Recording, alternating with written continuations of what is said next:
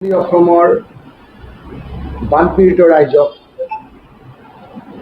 বিশেষকৈ শিৱসাগৰ, চৰাইদেউ, যোৰহাটলৈ গৈছে নে নাই মই দেখা নাই, যোৰহাট, তেওঁ যিখিনি কথা দিছে এই কথাখিনি ক্ষেত্ৰত মই তেখেতক ভৰপূৰ সমৰ্থন কৰিছোঁ। 10 লাখ টিনপাত দিব নে কি দিম বুলি কৈছে, আৰু মোৰ হাতত আছে লাখ লাখ কিমান দিব। সেই কথাটো ইমান সহজ কথা নহয়।